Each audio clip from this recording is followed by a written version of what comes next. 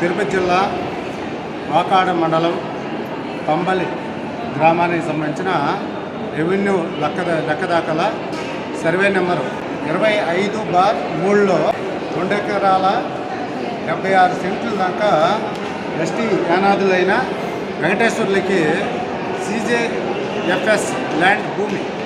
అది ఆనాడు యానాదులకు వ్యవసాయ సాగు కోసం భూమి ఇచ్చారు.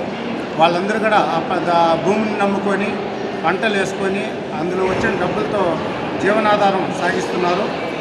ఇప్పుడు ఒక 10 సంవత్సరాల లోపల అక్కడికి ఒక సంస్థ ఆక్వా ఫార్మర్స్ లిమిటెడ్ డైరెక్టర్ కూతురైన గోపాల్ రెడ్డి కుమార్తెని పావని అనాయమ వీళ్ళ దగ్గర వీళ్ళ లేని సమయంలో ఆ భూమిని ఆక్రమించి కబ్జా చేసి అందులో దౌర్జన్యంగా కొంతమంది అక్కడ దళిత వర్గానికి చెందిన వాళ్ళని వీళ్ళ మీదకి రెచ్చగొట్టి ఉసుగొల్పుతూ ఉంది. వీళ్ళందరూ కూడా సంపుతానని బెదిరిస్తూ ఉంది. వీళ్ళు ఆ భూమి కావాలని చెప్పి పలుసార్లు ఆయన అడిగారు.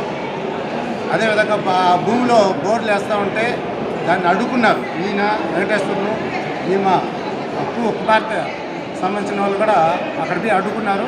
వీటిలన్నీ కూడా ఏంటంటే, మీరు ఈ భూమి జోలికి వస్తే మేము చంపుతాము, మనసులు పెట్టి చంపిస్తాను అని చెప్పి మాట్లాడుతుంది. మీరు ఎవరికి చెప్పుకోండి దిక్కున్న వాళ్ళకి అని చెప్పి మాట్లాడుతున్నారు. అందుకోసం ఆయన స్వాధీనంలో పావని స్వాధీనంలో ఉన్న భూమిని దాన్ని గిరిజనులకు స్వాధీనపరిచి వాళ్ళకి ఇవ్వాలని చెప్పి, అదేవిధంగా అక్కడ పావని నుంచి అదేవిధంగా గోపాల్ రెడ్డి నుండి మాకు ప్రాణాన్ని నుండి మాకు రక్షణ కల్పించండి అని చెప్పి తిరుపతి జిల్లా కలెక్టర్ ఆఫీస్ దగ్గరికి గ్రీవెన్సల్లో అర్జీ పెట్టడానికి వచ్చారు. మేము ఆంధ్రప్రదేశ్ గిరిజన సంఘం నుండి ఈ బాధితులకు అండగా ఈరోజు జిల్లా కలెక్టర్ గారికి అర్జీ ఇచ్చి వీళ్ళ సమస్యను కూడా వాళ్ళ దృష్టికి తీసుకుపోవడం జరిగింది.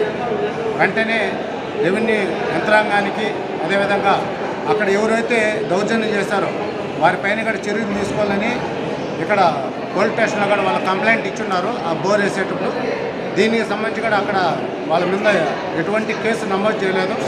ఆ కబ్జా చేసిన వారి మీద కూడా చర్యలు తీసుకోవాలని చెప్పి మనము కలెక్టర్ గారిని కోరడం జరిగింది.